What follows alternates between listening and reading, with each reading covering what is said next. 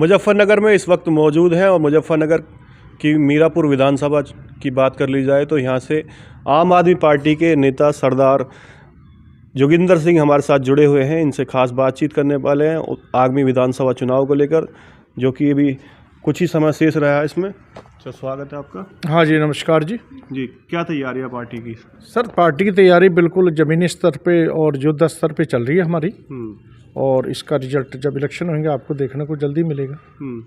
भाजपा लगातार दावा कर रही है उत्तर प्रदेश में काम करवाए हैं और कह रही है कि सोच ईमानदार काम दमदार छा गई योगी सरकार। सर देखो, जहाँ तक काम की बात है, काम तो दिखाई देते हैं। इतना प्रचार, आप अखबार देखिए, कोई भी अखबार देखिए, डेली अखबार में इनकी ऐड भरी पड़ी है, दुनिया भर की ऐड है। जो लोग काम करते हैं वो ऐड नहीं करते, जनता अपना आप समझती है। मैं तो चैलेंज करता हूँ भारतीय जनता पार्टी के, अगर योगी आदित्यनाथ में या माननीय जो हमारे प्रधानमंत्री हैं नरेंद्र मोदी जी दम है तो एक ही बात कहें कि भाइयों अगर काम किया तो वोट देना, नहीं तो मत देना। हमने कहा है दिल्ली में कि भाइयों काम किया तो वोट देना, नहीं तो मत देना, और लोगों ने हमें 70 में से 63 सीट देके तीसरी बार माननीय हमारे राष्ट्रीय अध्यक्ष केजरीवाल जी को दिल्ली का चीफ मिनिस्टर बनाया है। कांग्रेस का दावा है और कहती है कि जो भाजपा और जो आम आदमी पार्टी है वो एक समान है, वो भी बस प्रचार में ही और एडवर्टाइजमेंट में काम इनका नज़र आता है। सर देखो, काम दिल्ली के अंदर तीसरी बार मुख्यमंत्री बनना ये हमारे काम को ही प्रदर्शित करता है। पार्टी क्या कहते हैं इनका तो काम कहने का ही है। जो कांग्रेस कह रही है, अगर कांग्रेस ने काम किया होता तो आज आप उनकी हालत देख रहे हैं, वो दर दर घूम रहे हैं, भीख मांग रहे हैं वोटों की। कोई उनको देने के लिए तैयार नहीं है कि हम 40% महिला को आरक्षण देंगे। तो ये सब कहने की बातें रह गई हैं। जो पार्टी 70 साल हिंदुस्तान में राज कर गई है, आज उसके पास घूमने के अलावा और कोई, इनके पास संगठन भी नहीं है, कुछ भी नहीं है, तो ये कैसे दावा कर रहे हैं? ये तो एक दूसरे को बोलते ही हैं जी। उत्तर प्रदेश में आम आदमी पार्टी को क्या नजर आ रहा है, क्या लग रहा है आपकी बार? सर देखिए, पार्टी कुछ बेहतर कर पाएगी? बहुत बेहतर नहीं कर पाएगी। हम बिल्कुल सरकार बनाने के करीब भी हैं।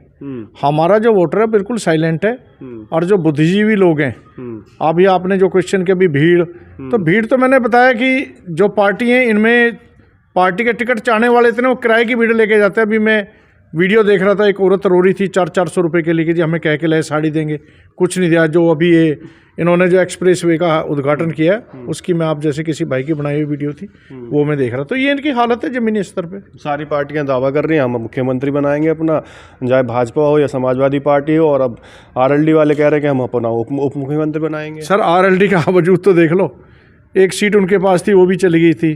तो ये तो एक दूसरे का सहारा बन रहे हैं। हम लोग सहारा नहीं बन रहे। हमारे पास दिल्ली का विकास मॉडल जनता के सामने मौजूदा हालत में भी है, और तीसरी बार माननीय केजरीवाल जी वहाँ काम कर रहे हैं।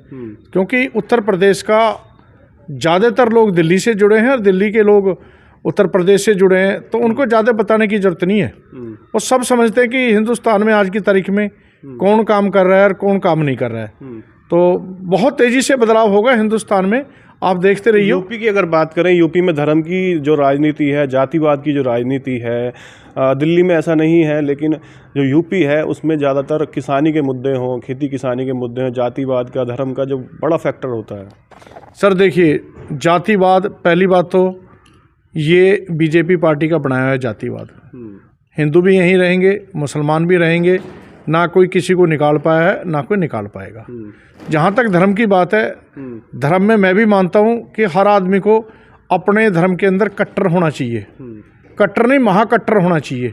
क्योंकि जो आदमी अपने धर्म के प्रति कट्टर होगा वो किसी दूसरे के धर्म का अनादर नहीं करेगा, इतना मैं जानता हूँ। तो जो ओछे धर्म वाले हैं, जिनका खाली बोलना ही बोलना है, वही लोग एक दूसरे के मतलब छिछालीदारी करते हैं, उसके ऊपर कीचड़ उछालते हैं। जो धर्म में विश्वास करता है आदमी, वो कभी दूसरे धर्म की बुराई नहीं करेगा। डबल इंजन की सरकार उत्तर प्रदेश में दावा कर रही है, हमने जो है प्रदेश को उत्तम प्रदेश बना दिया है। चाहे शौचालय की बात हो, आवास की बात हो, शिक्षा की बात हो, स्वास्थ्य की बात हो, वो कहीं ना कहीं वो कह रहे हैं कि हमने जो है उत्तर प्रदेश को उत्तम प्रदेश बनाने का काम करा है। जो पहले की सरकारें नहीं कर पा रही थी वो हमने करा है। अब जो है माफिया नज़र नहीं आ रहे उत्तर प्रदेश में। सर कुछ एक लोगों के बिल्डिंगों पे बुलडोजर चला देना, ये कोई माफिया राज थोड़ी है।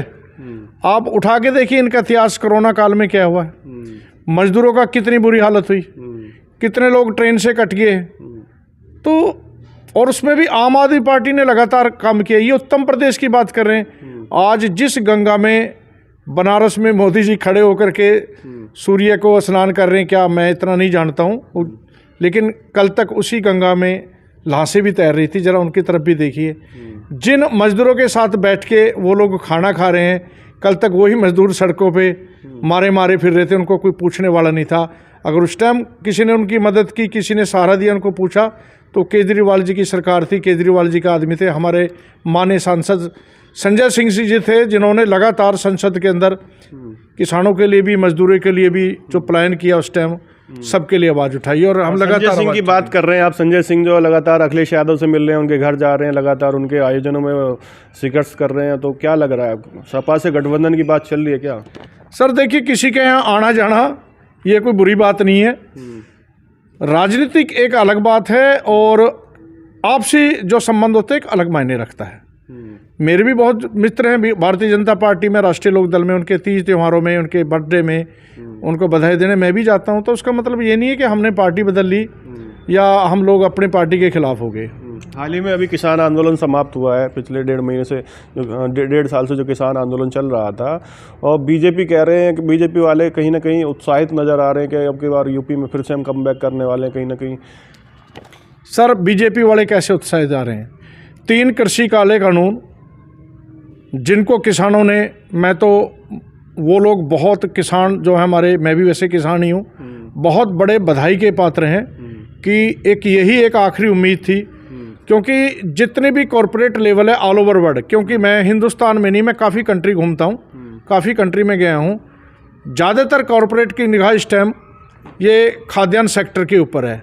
क्योंकि बाकी चीज़ें तो ये लोग कब्जा कर चुके हैं। अगर खाद्यान्न सेक्टर भी इनके हाथ में आ गया तो वहाँ आदमी मजबूर हो जाएगा इनके लिए। अब आप देख लो कि किसान से कितने मंदे में लोग फसलें खरीदते हैं, फिर उसको वेयर हाउस में रख के उसकी अच्छी पैकिंग करके 10 गुने 15 गुने दाम में बेचते हैं। ये तो किसानों का एक बहुत बड़ा मुद्दा नहीं, उन्होंने बहुत बड़ी जीत हासिल की है। और यही बीजेपी जो कल तक 3 कृषि कानूनों को किसानों के हित में बता रही है, अब वही उनको कह रही कि हमने वापस लेके उनके हित में काम किया। तो मेरी समझ से बाहर है बीजेपी में को, हमारे माननीय मोदी जी को कौन लोग इनके सलाहकार हैं, इनको कैसी सलाह देते हैं, तो ये थोड़ा समझ से परे है। जो भाजपा वाले अभी जन आशीर्वाद यात्रा, अखिलेश यादव विजय यात्रा चला रहे हैं, और जो प्रियंका गांधी हैं वो लड़की हूँ लड़ सकती हूँ के जो नारे और स्लोगन चला रही हैं और कहीं रैलियाँ कर रही हैं, लेकिन आम आदमी पार्टी कोई बड़ा प्रोग्राम नहीं कर पा रही उत्तर प्रदेश में। सर देखिए, हमारा अभी बिजली आंदोलन चला है, बड़े युद्ध स्तर पे चला है। हम घर घर जाके लोगों को हमने जागरूक किया है। आम आदमी पार्टी की अगर सरकार बनती है तो हम हर परिवार को 300 यूनिट हम बिजली फ्री देंगे। किसानों के जो बिजली 12 के लिए जाएगी वो बिल्कुल मुफ्त जाएगी। ये वो तो अखिलेश यादव भी कह रहे हैं ना, हम भी देंगे। सर देखिए, उनके कहने में और हमारे कहने में फ़र्क है। हम पिछले 7 साल से दिल्ली के अंदर जो हमने कहा है, हमारे 50 वादे हैं, 50 के 50 वादे हमने पूर्ण किए हैं और आज तक वो जारी हैं। ये तो हमारी नकल कर रहे हैं लोग।